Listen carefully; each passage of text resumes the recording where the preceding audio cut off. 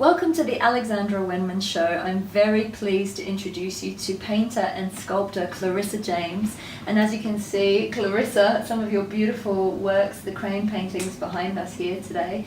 Can you tell our viewers a little bit about what your vision is when you are creating a painting? How does it all come together in the composition? It's not so much that I'm working out a composition, it's more that an image suddenly appears in my mind, and I usually work with the initial image, and then out of that grows a series of images. So with the cranes, I began with a set of dancing cranes late last year, and then one painting just flowed into the next, initially just with a gold background. Then with backgrounds that have a little bit of gold underneath them, but very little gold. And then larger pieces, there's a 4-panel piece that is not in my studio at the moment that I'm also working on. And then while I was working on that, I had the idea of cranes in morning mist, which is the painting that is behind Alexandra, but not quite visible. Mm-hmm. And while I was working on that, there was a technical question which led to another 2 paintings.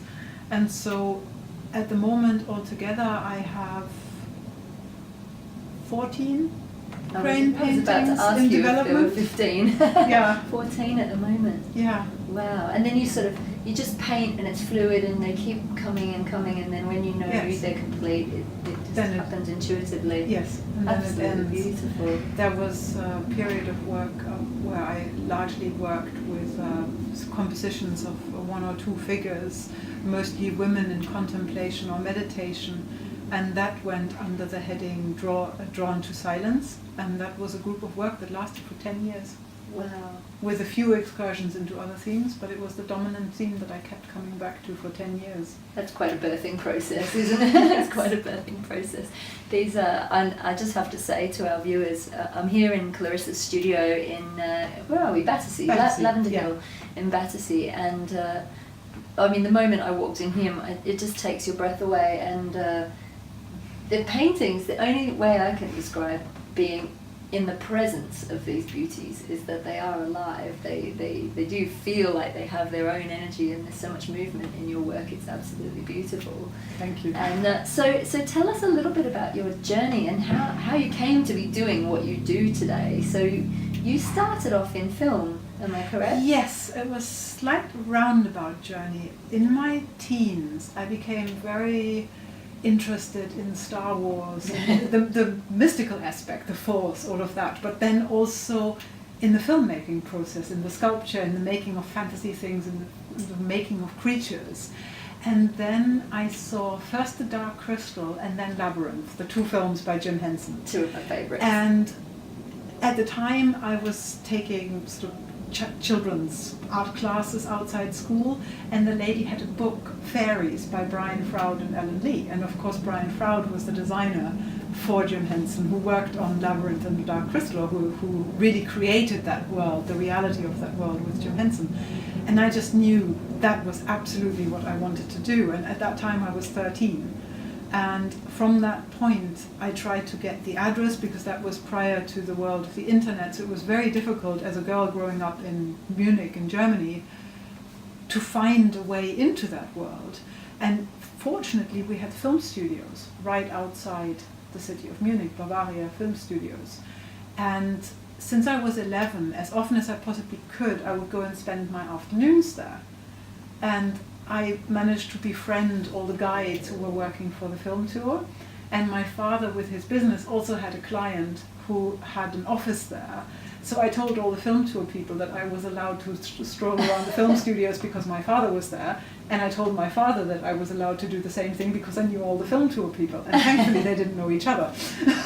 So initially I just explored, and I got to meet some people, and then I started working as an extra for some German TV series and for some films, but just really tiny things, because it was never my ambition to be an actress or to be in front of the camera. And then eventually the second Never-Ending Story was filmed there, and it was one of those sort of instances of divine perfect timing, because the moment I walked in there to ask if I could have a look at the Creature Shop, the security guard who always sat outside the door had gone on a break. And there was this lovely gentleman, and I walked up to him and said, could I have a look around with my best school English? And he said, yes dear, Monday morning, 8 o'clock. And he gave me my first job. And thankfully my parents were supportive of what I wanted to do. So it was the last weekend of the school holiday. So I said to my father, Papa, I've been given a job on the Never-Ending Story. We have to find my headmistress this weekend. And explain to her that I can't go back to full-time school in the normal way. And we did. And she listened, and she understood. And she said, so long as my grades didn't drop further than 1 grade per subject, it was okay. And I had to turn up for all the tests, but other than that, I could stay away from school as much as I wanted to, provided I got the work done and I could work in the film studio. So what sort of work did you do once you started there? What sort of amazing experiences did you have at that early age? My very first job was a question of patience, and it went on for weeks. There was, in the second Never-Ending Story, there's a green dragon called Smirk, I think. He was the evil dragon, and he needed scales. And some of the scales were very large, and some of the scales were tiny, and they all had plaster molds, and clay had to be pressed by the thousands into these molds. And so for days on end, I just stood there and pressed clay scales for the lady who I was assisting, Dorothy Arthur, who then became my best friend and mentor for the next 10 years. And to me, it was just magic. It was the most amazing experience. I used to bring a lunch in a box and hide away in the corner and just eat my lunch as quickly as I could and go back to pressing my clay scales, because I was so scared that people would think that I was lazy, not dedicated enough, not doing my job properly. So that was the beginning. And then gradually other sculptors would give little jobs to me and show things to me and ask me to help along with whatever was needed. And then little bits of prosthetic makeup preparation, little bits of painting, getting to know the different chemicals, just getting to know different processes. And by about 4 weeks into the project, I was allowed to join in attending to the puppets while they were on set for filming. By 6 weeks into the project, I was sometimes alone with the puppet on set, looking after it, which was incredibly exciting at 16. So I was on that for 5 months. The summer holidays fell into that period, thankfully, and then also we had to do a job experience from school in that year, which also, of course, fell into that period, and my job experience was working on the film, which all my teachers thought was amazing, because they were all allowed to visit me on the film set.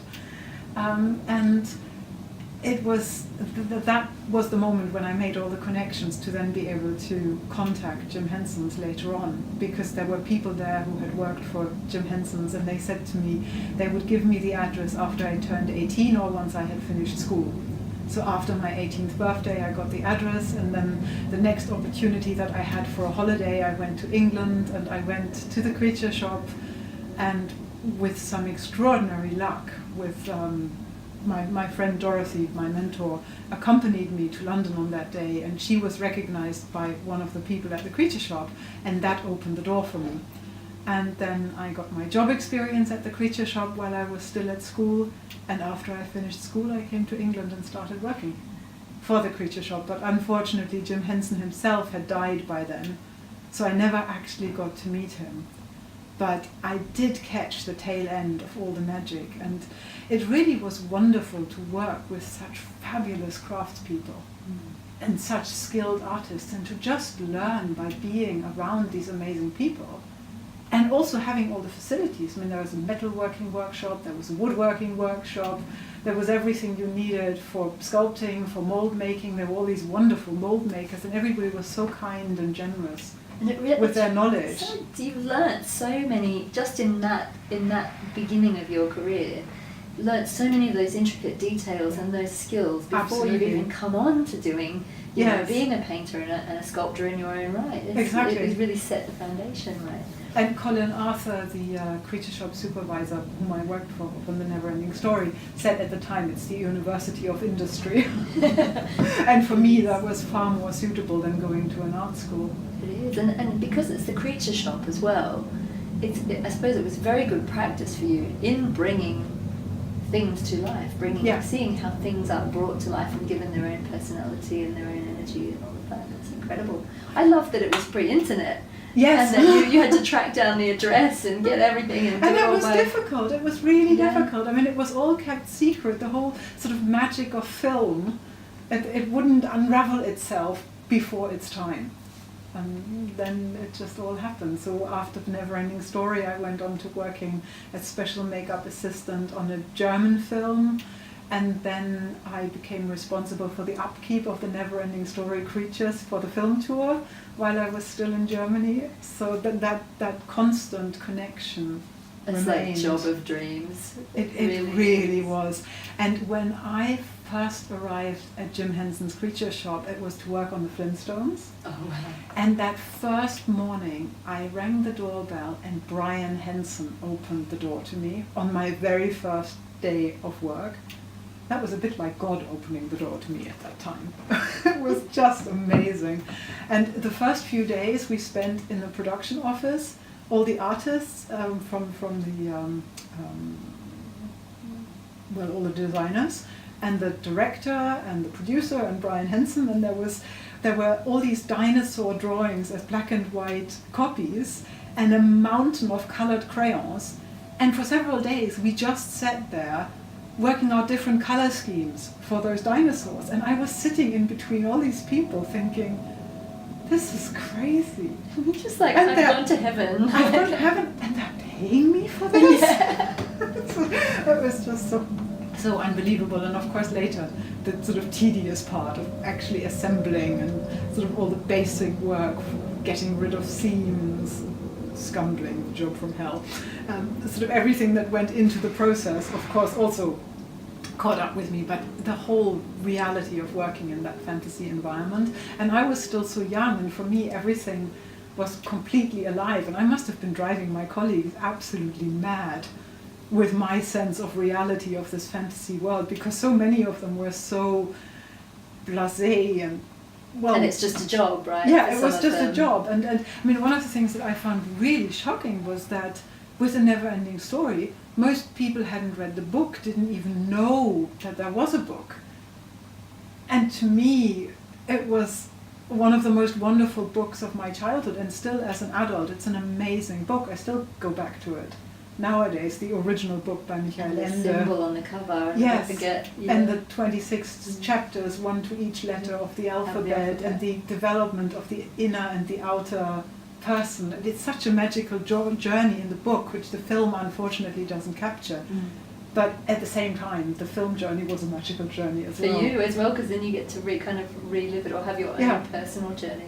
And I watched the second Never-Ending Story again a couple of years ago, for the first time since back then. And it was just so extraordinary to see this film and have the physical memories of all these places. So, part of you. Yeah. Yes, it's fabulous. So how did you go from the film work into just, now this is actually, I know this story, but this is actually quite extraordinary, the decision to move from the film work into becoming a painter? It was, on one level it was a gradual process. When I first visited Dorothy in England, on the last day of my first visit she took me to Compton to the Watts Gallery. And there I saw the paintings of George Frederick Watts and a drawing by Edward Burne-Jones for the mermaid in the depths of the sea. And I stood in front of that drawing, and I knew that I had that in me, that I could do that I really resonated with that. And at the same time, at that point, I didn't want to be a painter. I wanted to work in films, I wanted to do completely different things, and I wanted to sculpt. And then over those years of working at the Creature Shop, I became more and more drawn into drawing and painting parallel to the film work. And then in 1996, I went to see the William Morris exhibition at the Victoria and Albert Museum. And there was a room full of Burne-Jones's tapestries that he had designed for William Morris and the sketches that went with those tapestries. And it was like sort of reality shifted inside of me. And I was in a completely different world, in a completely different state of being.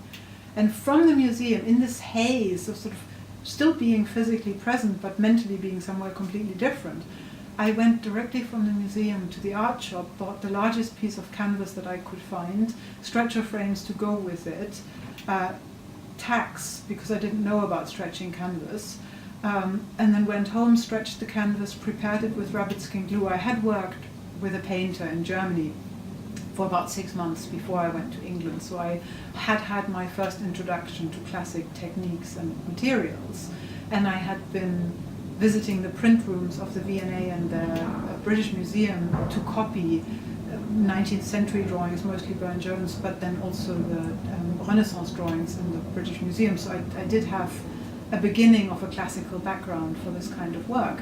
And I began working on my first big painting of an angel, because at the time that was truly the only thing I wanted to paint, angels. And I got to the point where I had the underpainting of the nude figure with the gilded wings, and I suddenly realized I know nothing about oil painting, and I need to learn this. And as I was sitting back from the painting with my cup of tea, the mail arrived, and it was the magazine for the Royal Academy, and in the back of that magazine was an advertisement for the Florence Academy. And I had been looking to find classical training, and I couldn't find it in England, and suddenly there it was. So initially I decided to take a sabbatical and just go to Italy for 1 year and draw, improve my drawing skills and have the beginning of painting. And I started painting after 4.5 months, which was relatively quick for that program.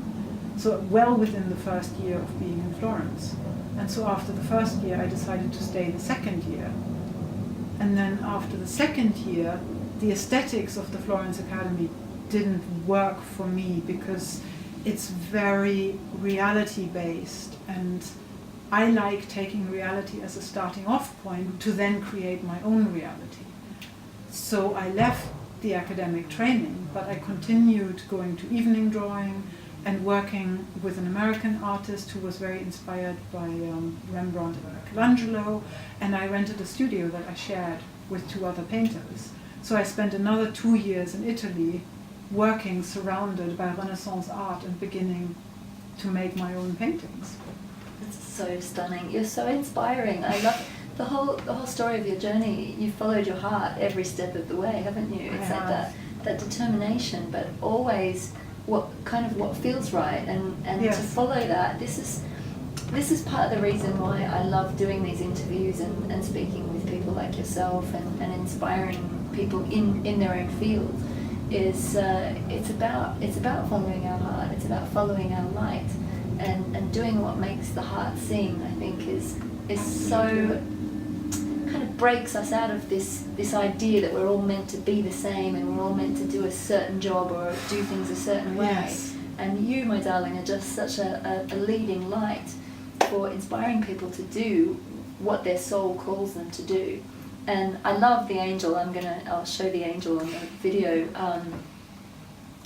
To me, this woman is an angel. She just radiates this light, and I wonder if this angel is perhaps one of your personal guardians that has been part of that guiding journey. Yes, definitely. There's another ink wash drawing of the same being. Absolutely, that is a guardian. Wow. Yes. Yeah, and they definitely, the energy in these paintings, if you guys can tune in, to me, even the cranes are very angelic, everything about it, because there's the movement, the light, the colour, it's so absolutely stunning. So in terms of personal transitions, you've actually had a near-death experience, haven't you? Yes. Yeah. So tell us what happened. In January 2012, I went through the whole year of 2013, 2014, I went through a complete deconstruction of my outer world, where my studio went, my apartment went, the gallery sales suddenly stopped, everything came to a grinding halt, and it was completely unexpected. And it took me to a point in 2014 where I thought life was trying to tell me that maybe I shouldn't be a painter anymore. Maybe I shouldn't do anything with art anymore. Maybe I should do something useful for society. Sorry, this is quite useful. Thankfully, in the end, it all sort of then came full circle in 2015 that I am sort of within my life's path, I'm doing the right thing. But it was an interesting period of deconstruction that started in the outer world and then went more and more internal in the sense of the own person, the body, the physical. And my body just started shutting down gradually, and nobody knew why, and nobody could figure out what to do against it. But it was almost a sense of being overwhelmed by life and not really seeing a way forward on any plane. And then at the end of January 2015, I had this near-death experience, which was absolutely wonderful. It was that tunnel of light opening in front of me, and with that light came this incredible sense of all-pervading and omnipresent love and being in exactly the right place, and everything being absolutely right as it is, and no need to struggle, and it would be absolutely okay to let go. And I was then given a choice that it would be absolutely okay to let go and move forward into the light. And the pull of that light was also so strong. But I was also told if I decided to let go and do that, I had to know that artistically I hadn't done what I had come here to do, and also on a level of being with people, I hadn't yet fully experienced what it means to be a human being and to truly interact with other people. And so I decided to stay. And that was a real changing point in my life, because before that I was always uncertain of what I was doing, and even though I love painting, I didn't really on an energy level own my paintings. I wasn't really behind my children, you could say. There was sort of always that sense of doubt, and that doubt left me, and the fear left me, and life is challenging, and at times life is really difficult and throws all sorts of situations at us. But ever since I had that experience, and it was interesting because for me it felt like a very short time, but it actually lasted several hours, and then it took then 2-3 weeks to fully come back into really feeling in my body again. But ever since then, I don't really get fazed by life. When things get difficult, well, that's part of life. When things are beautiful, that's wonderful. But it's all part of life, and all the time we can make choices. And if things have gone the wrong way, well then at any given time, so long as we realize it, we can make other choices and change that path. And it is such an opportunity to be alive, to be here on this plane, in this reality right now, that one should sort of make the most of it, however long it lasts. Because that's the point, right? Yes. It's heaven isn't somewhere up there, and hell isn't down here. there. It's all here. Absolutely, heaven is in here. Yeah. Yes. So we decide from moment to moment if we want to have the heaven experience or if we want to have the not so heaven experience. The not so heaven experience. But I have to say, I mean, after that near-death experience, life didn't get instantly easy or anything like that. It's sort of been a gradual process of change, and there's a thread of change going through my work, and I know I'm still in a transition period. Even though this body of work is already quite different to the last one, it's still very much a stepping stone within that transition. But on a human experience, the difficult times brought such amazing people into my life, such wonderful friends. And it was interesting because it was also a time of sifting. There were people who I thought were real friends who fell away really quickly. And there were other people who I barely knew who became friends who are deep, deep heart and soul connections for life. And it's such rich gifts, such wonderful experiences. And yeah, without the challenges of the journey, I wouldn't have had any of these. I love it. It is. It's where you always find the like the pot of gold at the end of the rainbow after the storm. It's, you know, you go through these I almost call them initiations, or, you know, the really tough parts of our life, and it almost in a way chases you more and more into love. Yes. It's like the scary bits and the hard bits and the angry. I mean, you know, when we watch what's going on our planet on the news, some of it can be so frightening and intense. But it's you know, and even the natural disasters and everything that's being churned up. It's like we just run further and further towards love and compassion for each other. Yes. I find that this is what it's doing. It's breaking us open, breaking us down, and hopefully also inspiring us to live consciously and make choices on our personal level. Yeah. To interact with people, to be kind to people, to be open to other people, to talk to other people, to look at other people and see who they are. And to listen to all those different stories. And that sort of openness and kindness in our individual lives has a ripple effect into the larger. Totally. I just, actually the major change after that near-death experience is I love life. I love being alive. I'm in love with being alive. It's such an amazing experience. And even when it gets really, really difficult, and I have complete down days like everybody else, but still there's always the amazingness of life behind it all, and the gift of life. And being able to be here and being able to create and seeing what happens next, and then, okay, something goes wrong again, try something different. Now you can try the next path. Just go, okay, that's fine. Yeah. It's less. I tried that, obviously not quite the right route, and there are so many different paths to take.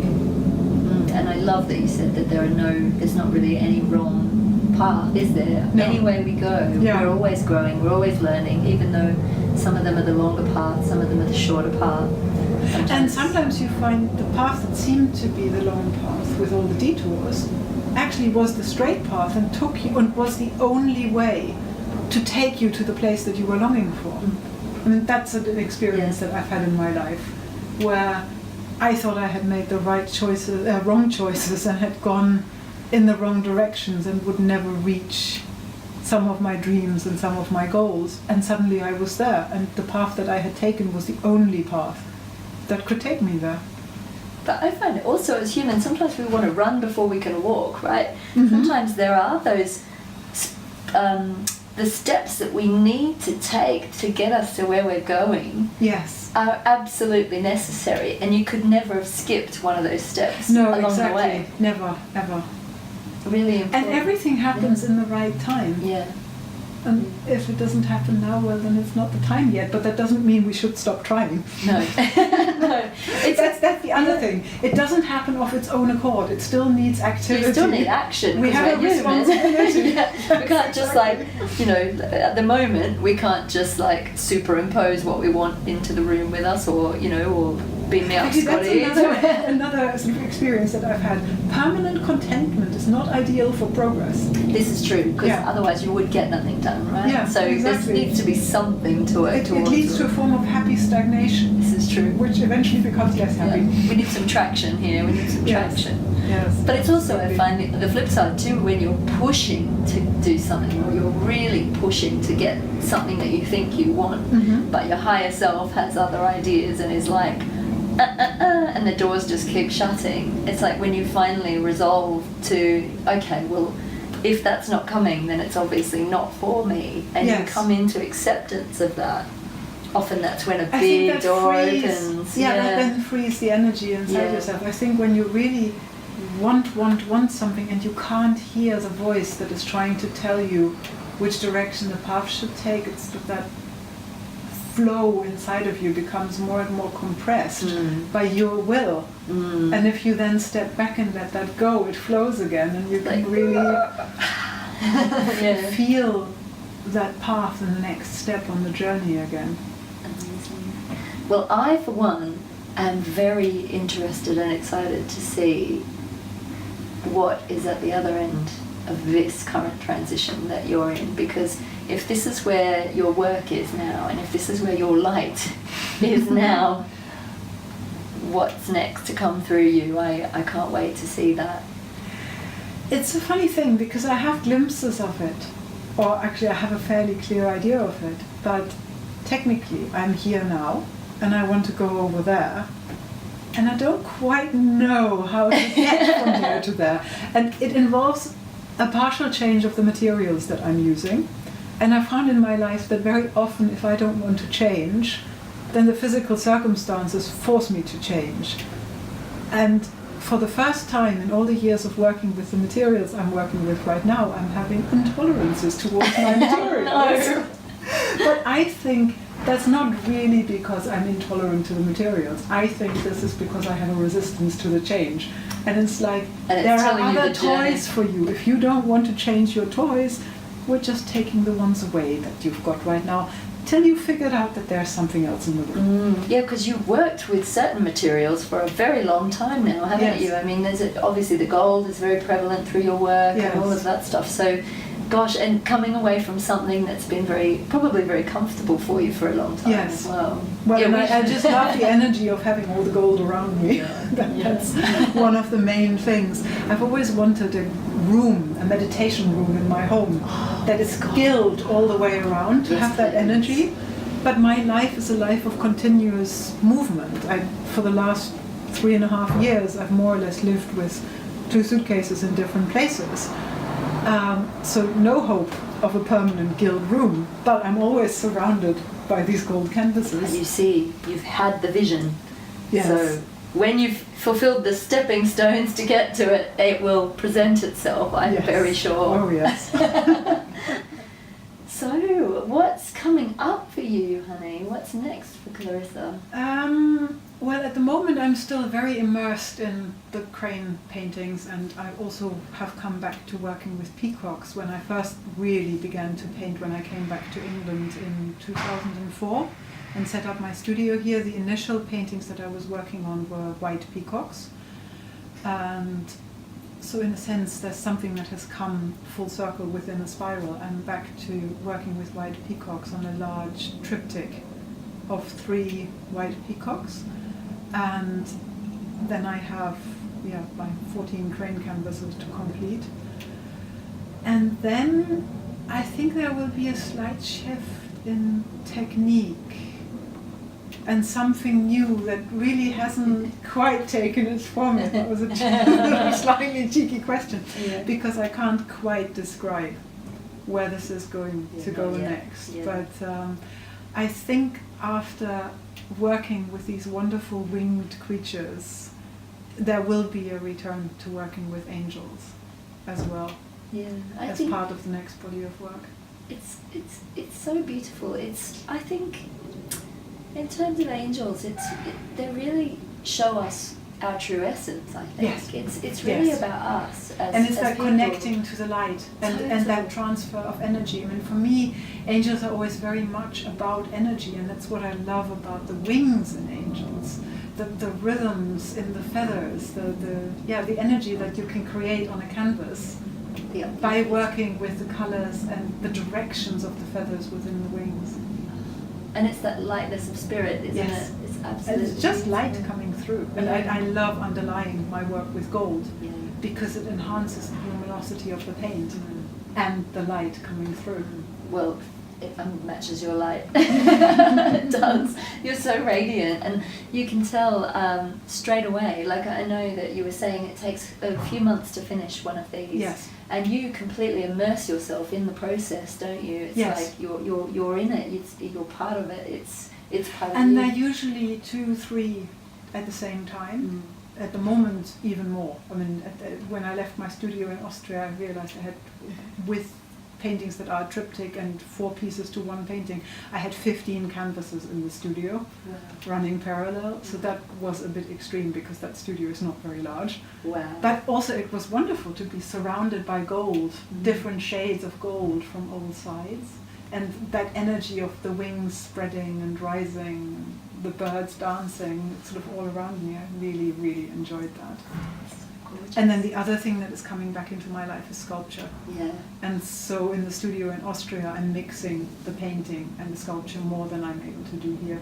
And the piece that you're working on at the moment is actually based on the mermaid, isn't it? Yes, yes, it's based on Edward Burne-Jones's painting, The Depth of the Sea. And it was the last piece of sculpture I began almost 20 years ago when I stopped sculpting and turned to painting. And at the time, I of course wasn't aware that this really would be a stop in sculpture, which is such a vital part, or was such a vital part of me. And last year I came back to sculpting, and it was the most extraordinary experience, because initially it was an interesting one. In Santa Fe I had seen the sculptor's work who was teaching, and that was back in 2010, 2011.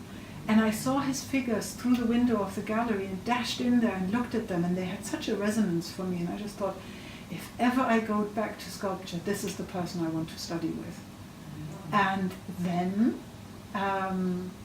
another friend of mine in Santa Fe said, oh, I'm going to Rome. David Simon is teaching a sculpture class there with Brian Reeve. Great. And I went, you're kidding. Because that was the sculptor that I wanted to study with. And then it took another 3 years for the circumstances to be right. And at the time I was walking on the Camino to Santiago de Compostela, and it was the first evening, and my friend turned around and said, if material things like money weren't an issue, what is it that you would truly want to do in your life right now? And I said to him, I would like to go out and learn, alternating, learn in my field as an artist, and also learn on my spiritual path, because the two of them are together and always have been very important to me in their combination. And I said the first thing I would really like to do is go to Rome and study with David Simon. And within 48 hours my biggest painting sold. And the gallery phoned me. And it was after a period of a couple of years where everything in my life had fallen apart and very little moved, and at some point I thought that life was trying to tell me that I should give up my work as an artist and do something completely different. And I was really willing to give this all up. I just couldn't find the different thing that I was supposed to do. And in the end things came full circle, and it became very clear that I should continue on this path. And so suddenly this door opened, and then a few weeks later I was able to go to Rome because one person had cancelled. Wow. And that 2-week experience of sculpting in Rome was as if the cosmos gave the missing pieces back to me. And before I went, I was so worried. I hadn't done this in 20 years. I would probably be by far the worst sculptor in the class, and just accepting that I will be a student and I'm probably going to get it wrong and I'm probably going to be disappointed with myself and all the rest of it. And I went there, and first of all, the model walked in, and if somebody had baked the ideal model from 20 years ago, it was the person who walked through the door. It was so inspiring, physically inspiring. The energy of the person was inspiring on every level. It was just, all the doors opened, all the circumstances within that 2-week period were just ideal. The other people in the class, both the instructors, everything, the setting, the Italian art, the Renaissance art, the Bernini, everything that came into it. And all my knowledge just came flooding back. And it was just reconnecting, and it was reconnecting to an earth energy that I had been completely lacking. And I just remember every time I came into the sculpture studio, I had to take my shoes off, I had to walk barefoot, I had to feel that grounding and that connection. And just being in a completely different world for those 2 weeks. Yeah. You are like a bridge, because the fact that you do the sculpture and then your paintings are these ethereal, light-filled, it is. I want the two to relate to each other. Yeah. That's what I really want to do. I want them to relate to each other. Yeah. Well, I think that they do, because the piece that you're working on at the moment, sculpture-wise, is magical as well. It's that fantasy element that comes through, isn't it? Mm-hmm. It's beautiful. It does. They do, even though this is, the sculpture is clay. It encapsulates all of those elements. You've got the sea, and you've got the ethereal, the air with the mystery and the magic. It's made from earth, and then you've got the fire of their passion. So you've got those 4 elements all present in this one beautiful piece, which I will show them on the... It's the very beginning. It's day 3 of the block-in of the first version of 2 versions, which will then become the final piece. Yeah, absolutely stunning. So for you, what, in your words, in terms of your purpose and your purpose for creating your paintings and your sculpture, what is it that you are bringing through into the world? What is it that you are birthing for people when they come in and they get to see your paintings or they get to buy your paintings? That's not so easy to answer in relation to when people see the paintings, because I think it's very much up to the viewer and their life story, how they react to the paintings. And I mean, the cranes with nature, it's a very open subject anyway, but even before, when I was working on the series of very contemplative and introvert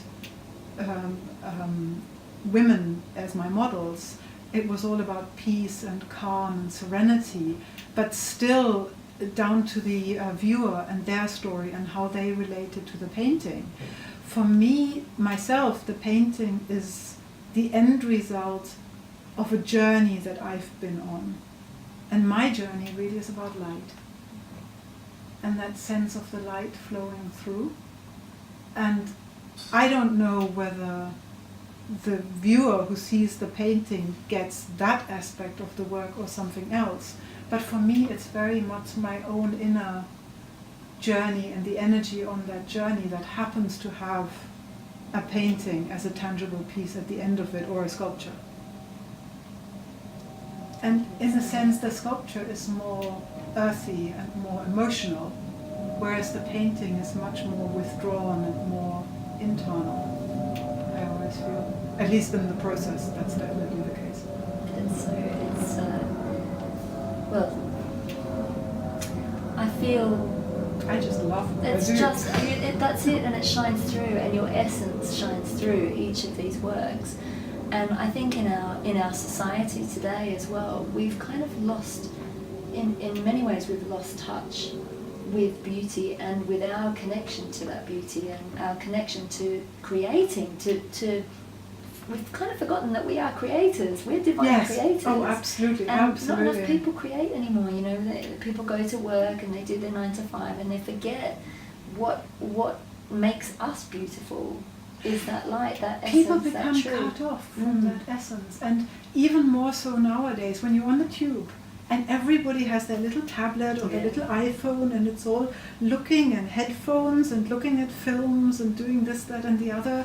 And not looking up, not looking at the world around you, at everything you see, at all the potential meetings with people, at all the stories that surround you while you're sitting on a train, while you're waiting somewhere, while you're on any kind of journey. But then also the lack of openness to all the different energies that flow around you if you're permanently fixed on something. I mean, even just looking up and looking in somebody else's eyes. Yeah, exactly. And having a moment, a smile or a moment of recognition is just, those moments are so magical and so beautiful. Yes. You know, and it's a lot of people when you look up and you smile at someone, then like, exactly, and I'm uncomfortable with that. Uncomfortable, but it's like you really take a moment to, God, I'm just soaking in her energy. It's like we're just looking at each other's eyes. I do that purposefully on the train, that I look at people directly. Yeah. It's a very funny thing on a crowded train with a sketchbook, how quickly you can clear the seats around you. I bet, no one wants. People are so But they're probably alright if someone pulls out a phone to take a picture, don't even notice.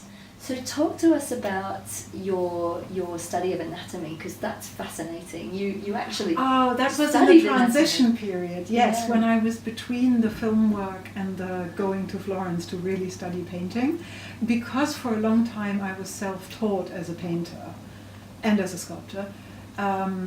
I decided what I really needed to do was study in the classical way and do it like Michelangelo and Leonardo da Vinci. And at the time I was spending a lot of time at the British Museum copying drawings there and learning from that, and it was wonderful. And reading Irving Stone's biography of Michelangelo. And I decided to write to all the hospitals in Munich, Salzburg and London And the only people who wrote back to me were University College Medical School. And they had a program with the Slade at the time. And so they invited me to be part of that program for 3 months and work in the dissecting rooms with a weekly lecture and then free access to the dissecting rooms to study anatomy from body parts, which at the time I just found it so amazing that there are people who are willing to donate their bodies for medical study.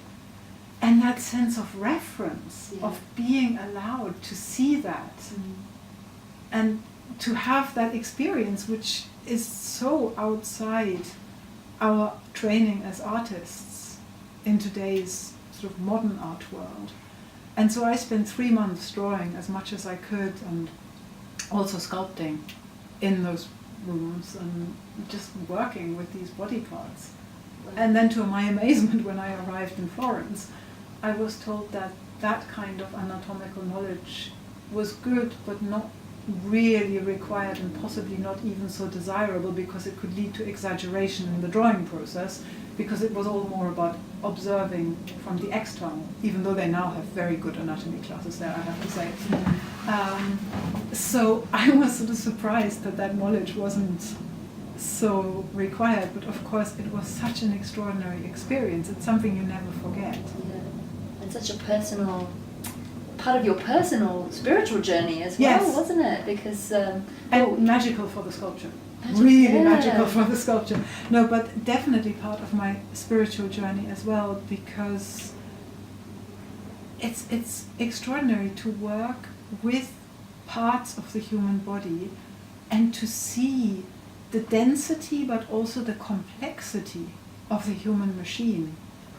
And it gave me another level of appreciation of the divine and the spiritual and the soul, which is so the opposite end of the physical and the density of the body. And it's sort of a funny thing, not that one would ever expect the soul to be sitting somewhere in the body, but when you're faced with that absolute density and the fact that every last bit of space within the body is used in the best possible and most efficient way, there's no physical space for the spiritual that we really are, for the soul that we really are. And somehow that was something that touched me very deeply at that time. So I had that very strongly as a teenager and into my early adult life, that I could feel people who were important in my life if they were on their way to be physically present. And again, those were the days before the internet. So after the Never-Ending Story, oftentimes when Colin Arthur was coming to Munich to the film studios and he was coming from Madrid and he hadn't phoned, I would know that he was on his way. And there were days when I said to my mother, I'm sorry, I can't go to school today because Colin is coming and I have to go to the film studio. And it was always true. The year when I was studying anatomy was also the year when my grandmother died.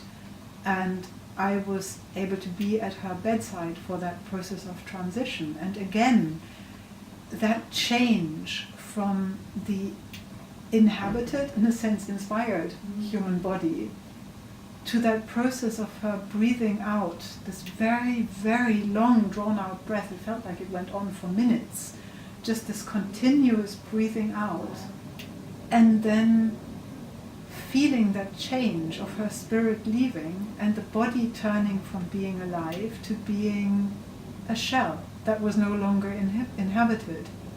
It was a very, very deep, moving experience for me, and it tied in perfectly with the energy and the learning of that particular year of my life. Well, it is the breath is we call it the holy breath, isn't it? It's that it is the connection between the body and the spirit that kind of keeps that flow going. Yes, very much so. Wow, that's really actually that's something that's really interesting in the process of painting. How breathing changes.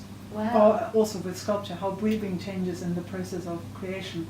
And the deeper you go into the project, or away from yourself and into that raw flowing energy, how the breath deepens as well. Because you must go into a sort of a trance state almost, into a much more relaxed, meditative sort of state when you're painting. How? It's not relaxed. It's an energy, and it can become very, very intense, and it can build up over a few days, and it gets to a level of intensity with some of the project. That's actually mostly with the angel paintings that I've experienced.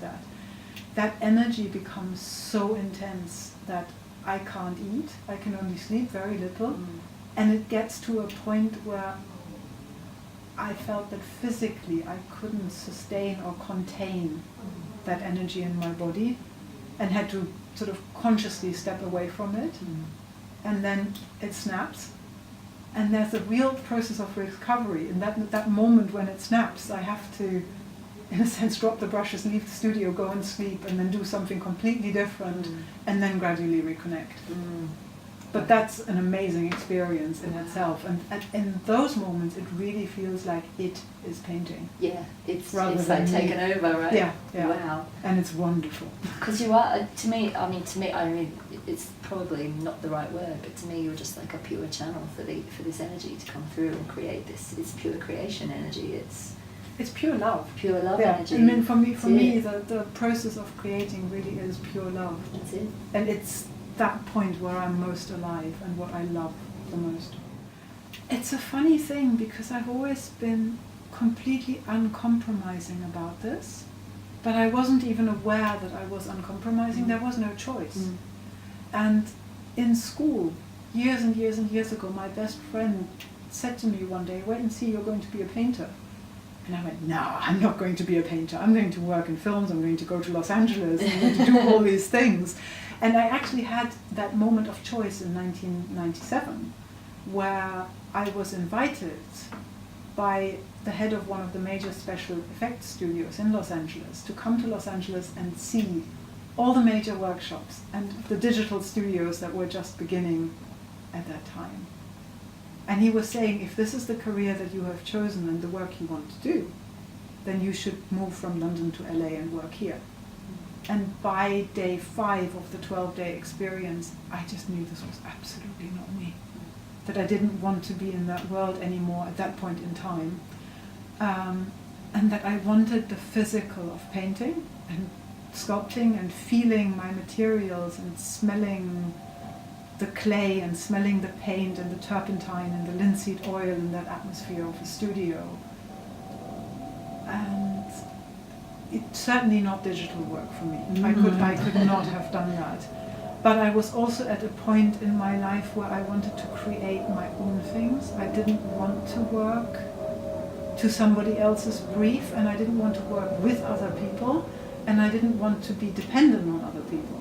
I mean, nowadays I think it would be lovely to have a spell of film work again, the deadlines, the pressure, the buzz and all of that, just for spells in between, but back then I just wanted out of it all, and I wanted to find my own world, which I knew was there. And so I left, and I did, and it was at that point in Los Angeles where I had to make that choice. Do I stay in films and possibly move to LA, or do I go to Florence to study at the Florence Academy of Art?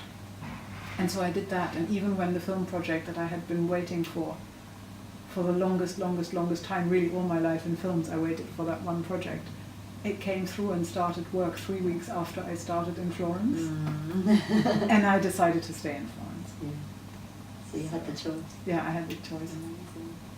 So how can people find out more about you, my darling? Oh, the dreaded question. The dreaded question of the digital age. Yes, at the moment, I'm very embarrassed to say only on Facebook.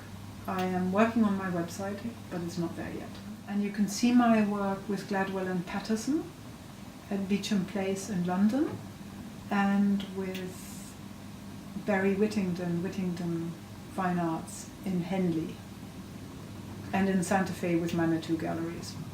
And let's just, And in Scottsdale with T.H. Brennan. Exactly. So let's just talk about these paintings. They do have wings. They have. They travel. They have travel. wings. So you have them in private collections all over the world now, don't you? In a fair number of countries, Fair yes. number. Yes. And I feel so grateful for every painting Yeah. that finds its right home, because it always enables more work. I mean, what I truly want is a year of just experimenting and working and finding out where this takes me. It's freedom, isn't it? Yeah, exactly. Exactly that. Oh, thank you so much, It was a Angel, pleasure. for speaking to me today. And yes, so you can find Clarissa on Facebook, Clarissa C James, and do look her up. And you can even just Google her, and you'll see amazing pictures. Speaking of some of your pictures, you've done a lot of beautiful paintings with the Japanese influence and the kimono, Yes. haven't you, and everything. So the detail in those is just absolutely divine. Yes, there were those 10 years of Drawn to Silence, which were the Japanese and Asian-inspired meditative paintings. And then now the other chapter that will be on the website is Worlds of Golden Light, which are the cranes and the birds. Epitome of light and love in divine feminine form right here. Thank you so much, Angel. And I'll give you a hug before we leave. Thank you for visiting. Oh, thank you for, really for having lovely. me in your wonderful studio. And thank you all for watching the Alexandra Yes. Wenman Show.